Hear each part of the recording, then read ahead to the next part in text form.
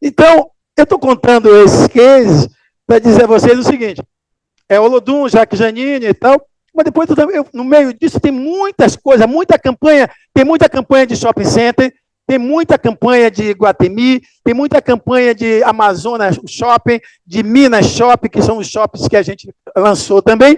E aí a gente trabalhou também muito para a área social. Então, muita coisa a gente fez na área social. Campanhas de reparação, campanhas do 20 de novembro, campanhas para a FEMADUM, ou seja, nós ajudamos a criar o Fórum de Entidades Negras, ajudamos, na verdade, a consolidar o 20 de novembro como Dia da Consciência Negra, a partir dos símbolos de todas essas marcas que nós desenvolvemos, e eu fiquei ajudando na Beleza Negra, do Ileaê, e com isso, anos e anos dessa convivência, eu percebia que tinha um clima no país que estava se desenhando. E observe, porque você vai dizer, por que João está contando quem ele era, onde é que ele veio, e falando de negócio de Olodum, Collor, Jacques Janine, para poder vocês perceberem o seguinte, que toda essa minha experiência, nessa época eu já sou um dos mais premiados do país, toda essa minha bagagem, eu percebi que isso precisava ser utilizado e ser colocado a serviço desses movimentos sociais. Aí o que eu fazia? Eu utilizava, eu não sei se vocês sabem, mas a agência de publicidade, quando ela anuncia, e quando ela é uma grande anunciante, ela recebia uma bonificação do veículo, ou seja, você tinha um chamado BV, bonificação do veículo. Esse BV, eu passei a utilizar parte desse BV para colocar na mídia o Ileaê, o Olodum, os movimentos sociais. Por quê? Porque eles não tinham espaço na mídia. E eles insistiam que não deveriam dialogar com a sociedade. E eu propunha o inverso. Eu defendia que eles tinham que dialogar. Aí eu passei, na verdade, a utilizar parte desses meus créditos, que essa parte de meus créditos significa parte do meu lucro. Tá? Eu estou falando de grana. Eu passei, na verdade, a disponibilizar isso para campanhas por Fórum de Entidades Negras, campanhas para o Olodum, campanhas para o Ileaê, tudo isso muito gentilmente, porque eu tinha essa convivência toda com eles e eu achava que era importante que eles tivessem esse espaço. Mas naquele momento eu percebia que estava se desenhando no país uma coisa de confronto, de enfrentamento. Aí eu disse, essa coisa eu acho que isso não vai dar certo com esses movimentos sociais. Nessa época, eu comecei a fazer também a campanha do Teatro Vila Velha, que é esse espaço que nós estamos, porque esse espaço é um espaço mágico. Gilberto Gil disse que aqui é a Pia Batismal, e aqui, na verdade, é o espaço de resistência dessa Bahia. Um espaço de resistência nessa Bahia, um espaço de liberdade. Sempre foi o Teatro Vila Velha, um espaço de vanguarda. E aí, quando o Márcio me acolheu agora aqui, nesse teatro, eu fiquei muito feliz, quero inclusive agradecer a Márcio Meirelles, agradecer a toda a equipe de produção e tal, que foi muito gentil comigo e muito paciente, porque eles ficavam me dizendo assim, João, eu disse, rapaz, eu estou nervoso, eu não sei o que é que eu vou dizer. Você vai decorar o texto, aí Márcio dizia assim, João, você tem que ir no improviso, porque você, não adianta, eu tenho que botar pelo menos umas pescas aqui, botar uma escola aqui na mesa, para poder, de vez em quando, eu dar uma olhada e tal. Eu disse, Aí eu disse, e o microfone? Aí Márcio disse, João, você fala alto pra cacete já. Então, você fala pra cacete, então você vai falar tranquilamente. Só que dá um pouco de caruara esse negócio, você saber, não está sabendo direito quem está aqui, quem está online e tal. Mas aí, nesse espaço, eu tive a chance de poder fazer muita coisa junto com o Márcio, e foi um aprendizado gigantesco. Ou seja, a gente começou a trabalhar com o teatro desde a sua a reconstrução, na verdade, a partir do projeto Novo Vila. Então, tinham campanhas, na verdade, para arrecadar fundos, para comprar cadeira, para comprar som, para comprar luz e tal, e eu estava muito solidário nesse momento com o teatro. E eu abracei um pouco essa causa junto com o Márcio Meirelles, e Márcio defendia que nós tínhamos que fazer uma campanha para fazer público, para poder, na verdade, formar público. E aí nasceu o Val Vila Velho, que depois Caetano Veloso gravou, eu fui gravar com o Caetano, com o Gil, e foi uma coisa engraçada, porque eu fui gravar com o Caetano e o Gil, aqui no TCA, depois do show deles, quando eu cheguei no camarim para gravar com o Caetano, Caetano me perguntou assim, eu entrei assim, sem nada na mão, aí ele disse, oi, João, cadê o texto? Aí eu disse, o texto é o seguinte, Val Vila Velho. Aí ele disse, como? Eu disse, o texto é Val Vila Velho. Ele disse, sim, mas é só isso? Eu disse, só tem um detalhe. Você vai dizer isso de diversas formas, sem corte e sem edição. Você mesmo vai editar. Você vai dizer assim, você vai falar, desmontar a cena e refazer a cena. Você vai dizer com raiva, Val Vila Velho, e vai dizer amorosamente, Val Vila Velho. Val Vila Velho.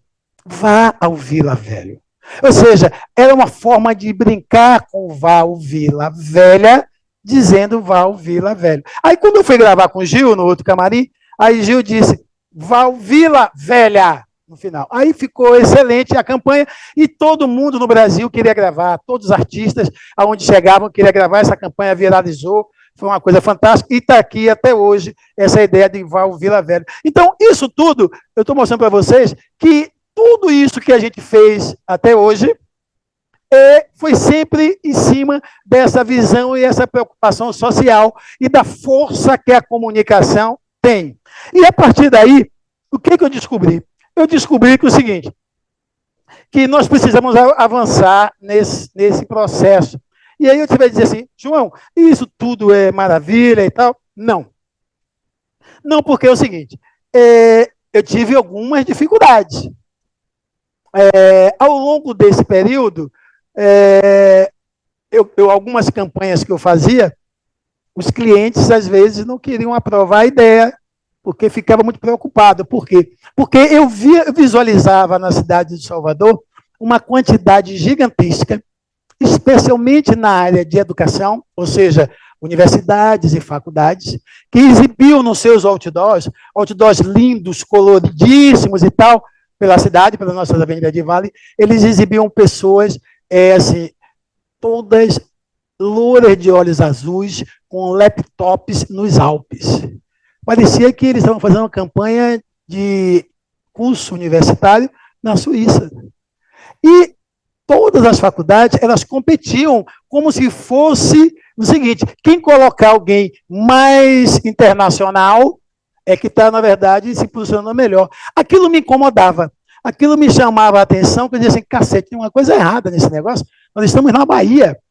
E isso me incomodava a um ponto que eu disse, eu pegava minhas campanhas de Iguatemi e pumba, eu metia um negão, eu metia uma negona, eu metia um preto com um preto com uma loura, eu metia uma loura, eu metia uma negra com um louro, eu botava uma mulher com outra mulher, uma negra e uma branca, ou seja, eu comecei a fazer essa mistura, porque eu entendo que nós somos essa mistura, nós somos um país miscigenado, nós somos um país onde a gente tem preto, pardo, branco, mulato, índio, então essa mistura, na verdade, é a mistura que, na verdade, nos representa. Por isso que eu fico muito feliz quando eu fico sabendo que a igreja, a Basílica Nossa Senhora do Bonfim, está recebendo o selo racismo aqui não, e ao mesmo tempo o terreiro Ilê Axé Opô Funjá, ou seja, o Ilê Aie e o Camaleão, ou seja, eu começo a ver que, na verdade, isso é o exemplo do que nós somos, essa coisa dessa mistura realmente, e essa coisa, na verdade, não deve, na verdade, gerar nenhum tipo de conflito. E nessa hora eu fico achando que a comunicação pode e deve ter um papel importante. E eu fico achando que eu tinha que dar esse tipo de contribuição. Observe que até aí eu já estou ganhando tudo que é prêmios, hein? Ganhando uma cacetada de prêmios, mas eu comecei a me dedicar a isso tudo. E aí eu fui fazer uma campanha para o Sebrae, que era um grande desafio. Eu tinha feito já uma campanha para o Sebrae, de uma feira do empreendedor, que acontecia, eu acho que de 2 em 2 anos. E a anterior tinha sido considerada a melhor feira do Brasil e a melhor comunicação, que eu tinha feito 2 anos atrás. Nesses 2 anos depois, o Sebrae me chamou e falou assim, João, nós temos um grande desafio. Aí o desafio era o seguinte, tinha que, Helene está aqui do Sebrae, deve lembrar disso, que é o seguinte, nós temos que ampliar o número de cursos, a oferta de cursos e palestras, e temos que também ampliar o público da feira, e temos que fazer um grande cadastro de MEI. Estava nascendo o tal do MEI, que é o microempreendedor individual, que é o vendedor de coco, a banha de acarajé e por aí vai. Aí, quando eu vi aquele desafio, eu disse, cacete, para atingir tudo isso e aumentar ainda esse povo todo, por quê? Porque o Sebrae precisava, nas feiras anteriores, observe, nas feiras anteriores, eles tinham uma dificuldade que era, alguns cursos davam a lotação máxima, davam over, e outros cursos, na verdade, não tinham público. E aí eles não tinham como antecipadamente saber como é que isso ia funcionar. Aí eu disse, ok, vamos montar uma estratégia. Eu disse, vamos pegar o que seria a minha campanha de 20 dias ou 30 dias, vou repartir ela de 10 em 10, e o primeiro 10 dias eu vou para a internet para poder fazer a oferta de cursos, e com isso vamos tentar cadastrar as pessoas antecipadamente. Com isso, antes da campanha ir para o ar, na mídia convencional, em outdoor e TV, o Sebrae já teria ali como monitorar quem eram os cursos que estavam sendo mais procurados, e com isso se organizar melhor. Eles adoraram a estratégia, apresentei isso, foi uma reunião longa e tal, entenderam a estratégia inteira, tudo perfeito, até que eu mostrei o primeiro cartaz, a primeira peça. Quando o pessoal viu Carlinhos Brau, e no fundo tinha essa estampa de Goya Lopes, lá, vermelha, com as linhas pretas e tal, o pessoal tomou um susto. Aí o pessoal disse assim, Carlinhos Brau? Mas, sim, por que não? Carlinhos Brau não é o exemplo de empreendedor do Sebrae. Aí eu disse, lascou, como diria a Concita, né? Lascou. Aí eu disse, rapaz, não pense assim, não, vamos embora aqui e tal, Carlinhos Brau é uma pessoa que é um grande empreendedor e tal. Não. Na verdade, a nossa imagem do Sebrae é uma estética de paletó e gravata. É alguém mais empresário, mais próximo de um gerente de Citibank. Não pode ser. Carlinhos Brau é maravilhoso como artista, mas ele não representa, na verdade, o empreendedor. Aí, olha só, essa reunião foi a primeira vez que eu participei de uma reunião que levaram 2 dias, porque a gente interrompeu a reunião com eles me pedindo para que eu voltasse para a agência para repensar o Carlinhos Brau, e eu devolvi para eles que deveriam repensar o que eles estavam me dizendo.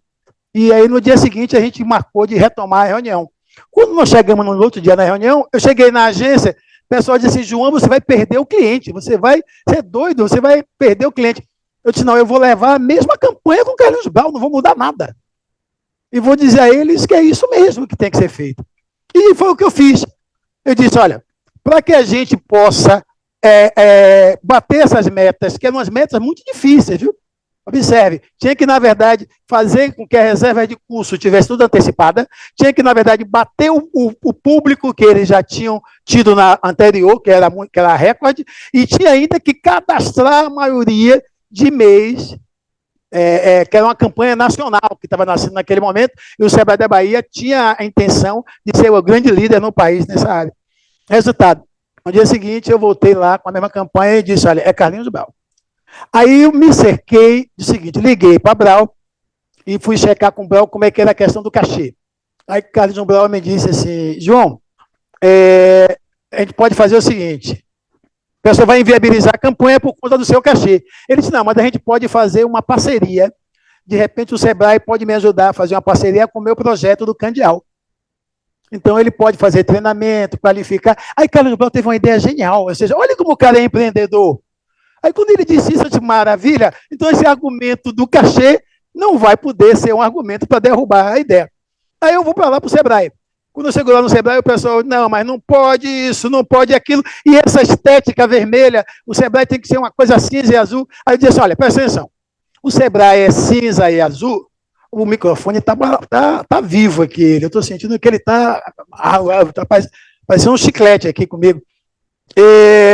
Aí eu disse assim, se o Sebrae, se a campanha fosse para o Sebrae de Porto Alegre, ou Sebrae de Curitiba, eu concordaria com vocês, mas nós estamos na Bahia. Se nós estamos na Bahia, nós temos que falar a língua da Bahia. Nós temos que mostrar o que o público baiano gostaria de ver, gostaria de se ver, gostaria de se enxergar ali naquele momento. E aí o que eu fiz? Insisti, mostrando para eles que, na verdade, Era essa a intenção de colocar as cores e essa coisa da cara da Bahia na campanha, porque era a única forma que eu poderia garantir para eles que eles iam falar com vendedor de coco, baiana de acarajé, com padeiro, com todo mundo que pudesse, na verdade, estar funcionando como esses pequenos e microempresários. E esses MEIs também. Resultado, o argumento que eu tive que usar no final dessa conversa toda foi o seguinte: ele ficava irredutível, aí tinha um diretor, que era um paulista, que resistia bastante, eu não lembro o nome dele.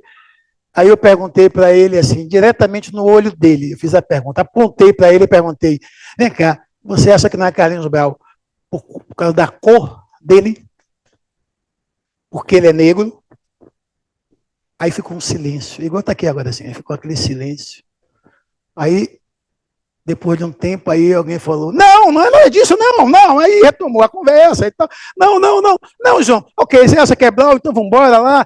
Agora veja, alivie, veja um jeito de ficar com o Brau menos assim, bota um terninho nele, bota não sei o que e tal, que aí virou essa campanha. Essa, inclusive, não é uma das melhores peças, mas foi a que eu trouxe para ilustrar, porque, para vocês perceberem como o Brau teve que ficar travestido com terno e tal. E aí é o seguinte, eu morava aqui e morava em Brasília.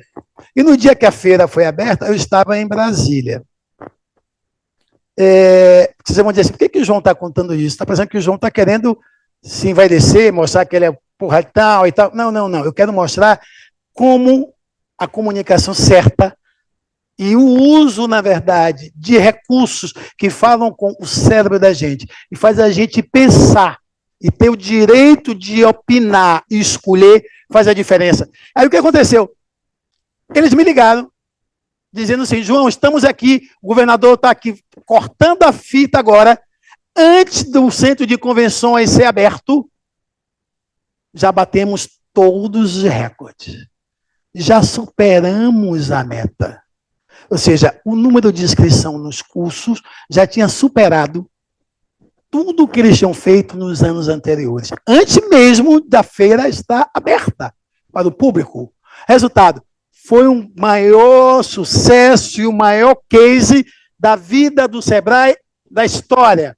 Tanto que ela ganhou a melhor campanha do ano do Sebrae Nacional e ganhou também o prêmio de melhor campanha de todos os tempos do Sebrae. Tanto que eles fizeram uma medalha especial para a gente, para a agência e para Carlinhos Brau, e depois disso, Carlinhos Brau, por coincidência, passou a virar o garoto propaganda do Sebrae.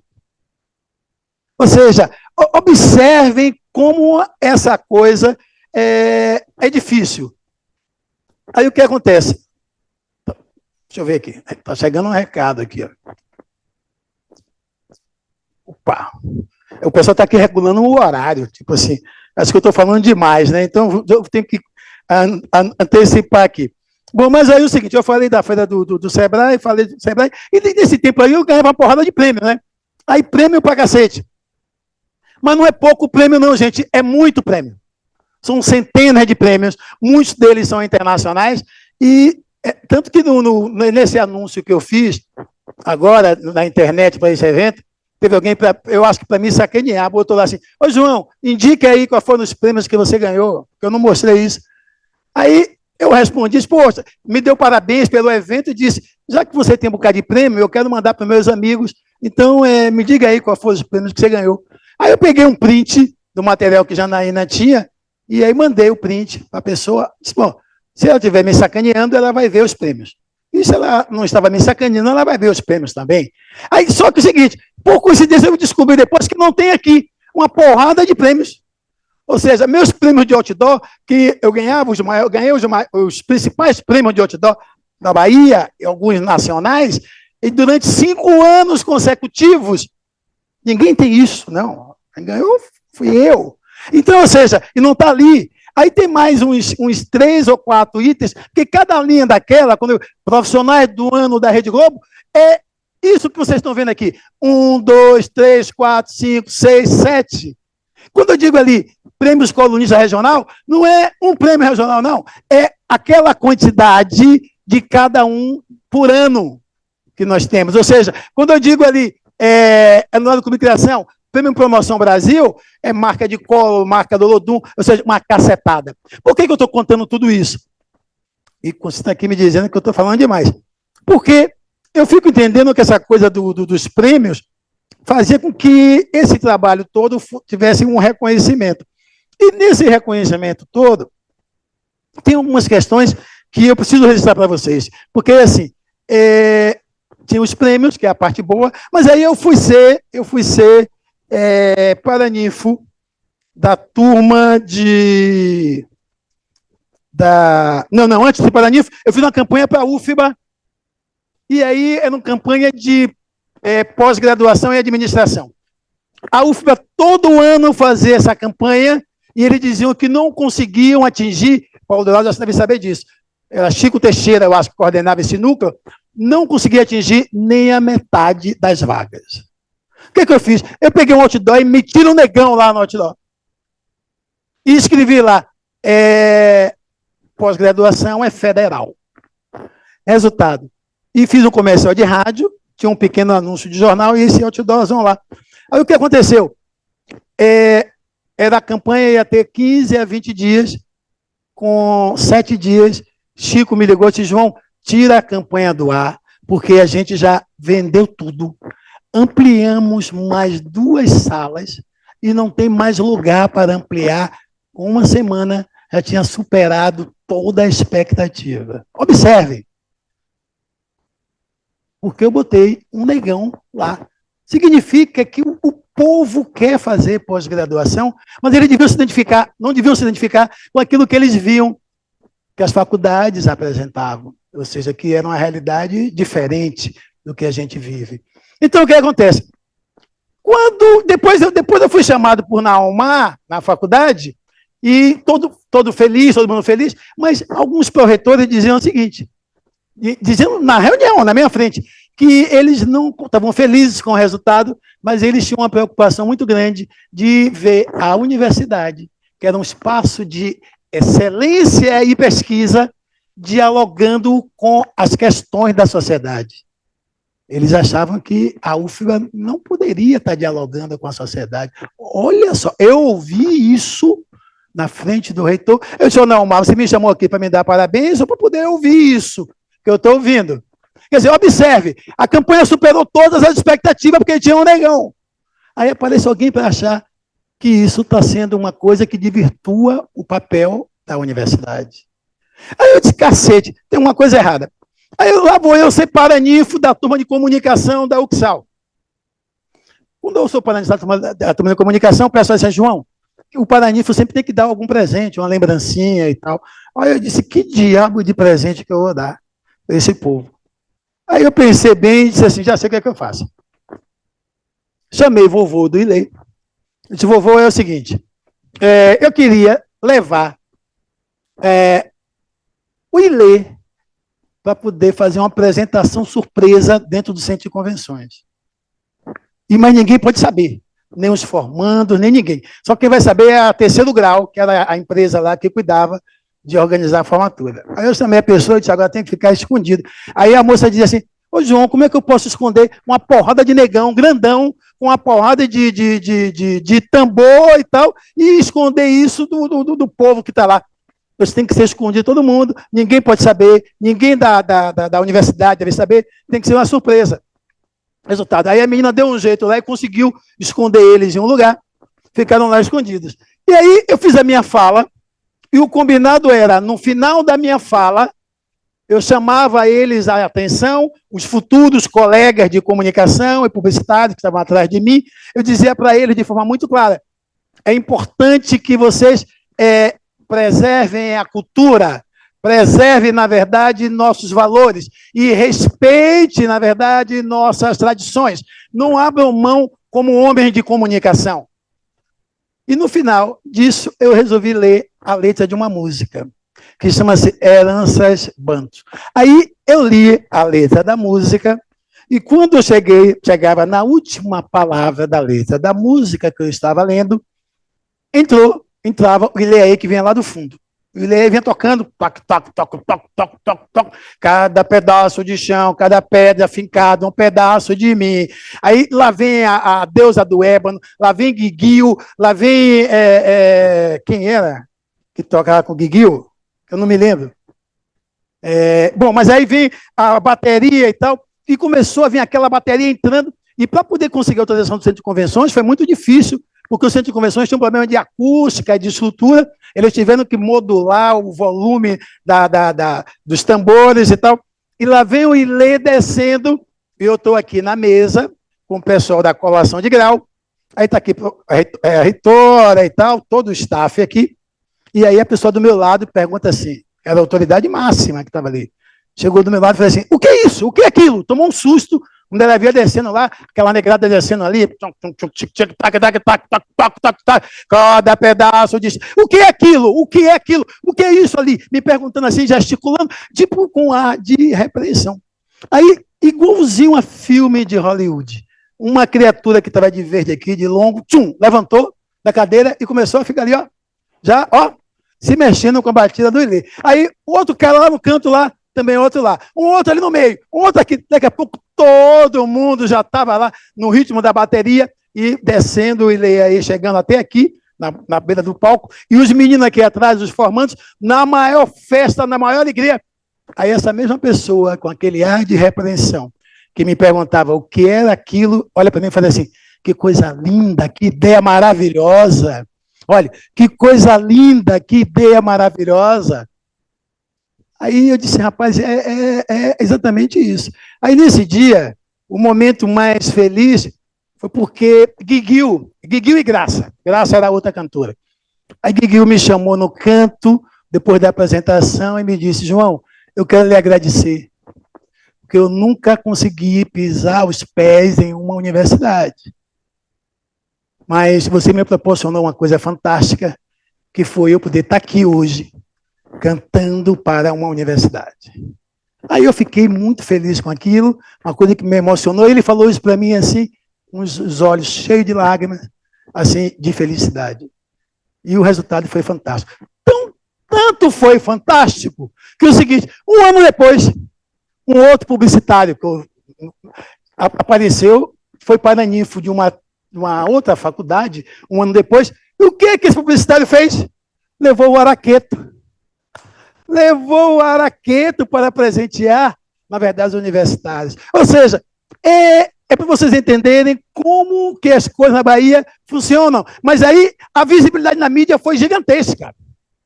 Fulano de tal, leva araqueto para não sei o que lá. Aí em tudo que é lugar, em tudo que é jornal, em tudo que é televisão, todo mundo dando aquela notícia, um ano depois do fato inédito, que foi, na verdade, o Ilê dentro do centro de convenções. Eu estou dizendo isso para vocês perceberem que as coisas levam um tempo. Aí eu acho que isso está associado à resistência, né? E essa coisa da resistência me lembra muito o Steven Pressfield, que quando ele diz que, aquele escritor americano, quando ele diz que a resistência é a coisa que nos atrapalha, que nos inviabiliza, na verdade, né? Que, na verdade, confronta com as nossas ideias, com a nossa vontade de realizar as coisas. E nessa brincadeira toda, eu comecei a ficar achando que isso era importante. Aí tem a música, eu não vi um pedacinho da música, vamos ver só um pedacinho da música, eu vim porque de lá, depois que eu li o texto, entrou a música que dizia mais ou menos assim. Trabalho forçado, todo tempo acordado, sem ter a minha vez. Eu tenho que começar mais alto. Eu vim de lá, aqui cheguei. Trabalho forçado, todo tempo acordado, sem ter a minha vez. Dos grandes lagos, regiões que surgiu, os macocos, os malobas, togais, cholas, chagás, zulus, civilizações, bandos, que no Brasil concentrou. Vila São Vicente, Canavial, presente com o Brasil, Salvador. Cada pedaço de chão, cada pedra, cada pedaço de mim. Ajudou a construir o Brasil. Cada pedaço de chão, cada pedra, cada pedaço de mim. O povo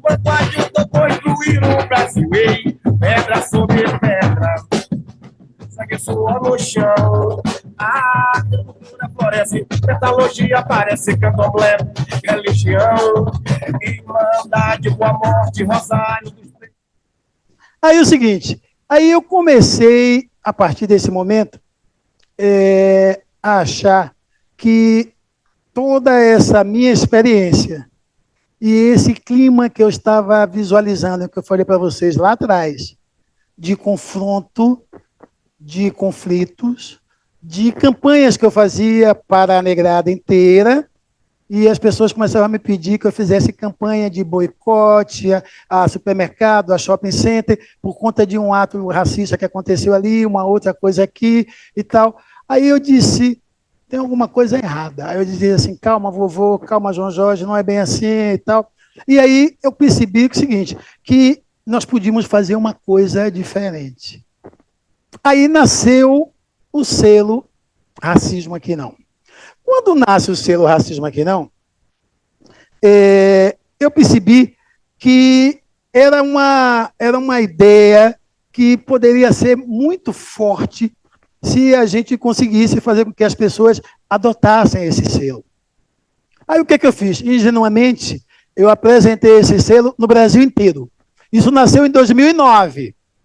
Olhe bem, em 2009, quando eu fiz esse selo, eu apresentei ele ao Brasil inteiro. Apresentei ele aqui na Bahia para todas as secretarias da área, CEPROM, CEPI, não sei o que lá, todo mundo. Apresentei em Brasília para Palmares, Ministério disso, todos os ministérios. Resultado, apresentei ele para as universidades.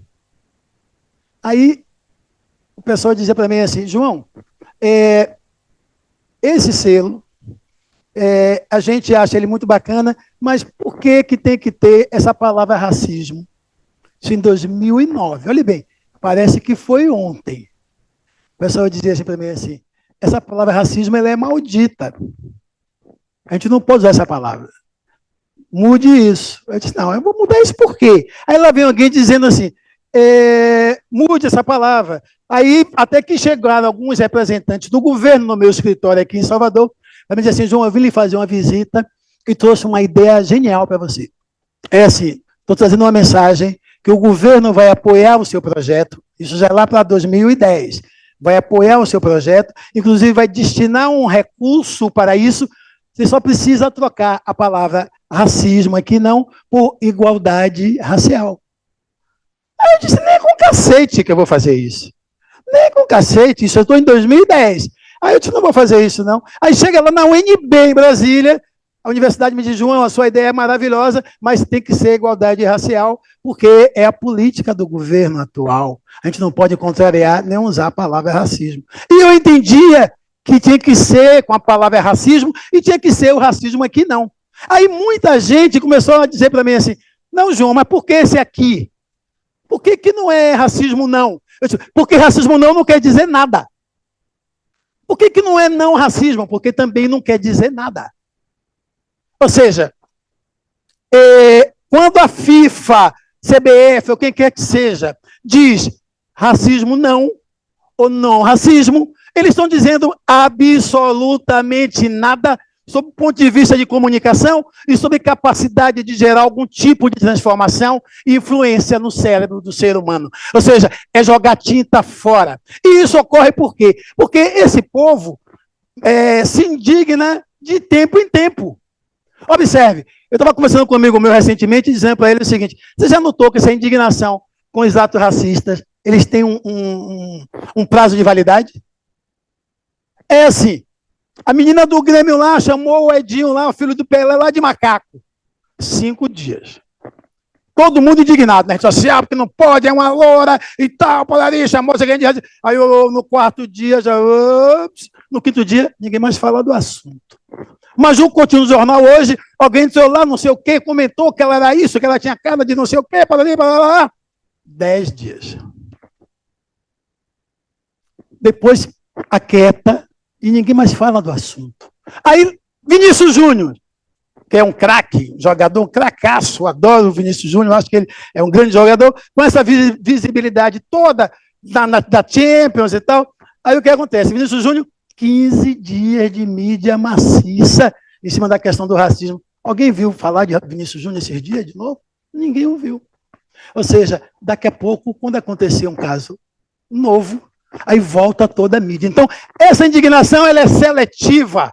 Na verdade, essa indignação ela só serve para poder as pessoas aparecerem nas redes sociais. Ou seja, não existe ninguém preocupado com o assunto verdadeiramente para enfrentar e tratar ele de forma séria. Ou seja, os gestores públicos não movem uma palha, do seu ponto de vista de verdade, de honestidade com fato. Aí o que é que eu percebo? Eu percebo o seguinte, que quando eu digo racismo aqui não, eu estou dizendo que racismo aqui nesse ambiente não. Eu estou dizendo que quando eu visto uma camisa de racismo aqui não, eu estou dizendo que racismo aqui não. Racismo aqui não, racismo no meu espaço não. Imagine que seria bom se nós pudéssemos chegar no estádio da Fonte Nova e estar lá escrito lá, racismo aqui não. Por quê? Porque Milton Santos já tinha dito lá atrás, algo parecido com o seguinte, que o racista brasileiro, ele não tem vergonha de ser racista. Ele tem vergonha de ser visto como racista. Observe, a construção é mais complexa. Por quê? Porque quando o Milton Santos está dizendo isso, o que ele está dizendo, na verdade, é que o cara não gosta, ele continua sendo racista, mas ele não gosta de ser visto como racista. Aí o que eu descobri quando eu fiz racismo aqui não? Eu descobri que é o seguinte, que eu não tenho a capacidade, nem a pretensão de fazer com que o racista deixe de ser racista. Mas eu posso inibir a prática racista. E ao inibir a prática racista, eu acho que eu dou uma contribuição como um homem que pensa a comunicação de forma verdadeira, um homem que pensa a comunicação que pode contribuir com a sociedade. Porque quando eu digo racismo aqui não, é diferente de dizer racismo não. É diferente de dizer não ao racismo. Então, na hora que eu levo esse selo e apresento para meio mundo de gente, 2009, 2010, 2011, ninguém aceita, e as propostas todas eram indecorosas, inclusive financeiras, mas eu me recusei. Por quê? Porque eu aprendi que nós temos que, na verdade, seguir o nosso sonho. Nós devemos seguir o que a gente pensa, devemos tocar e tentar executar o que a gente acredita.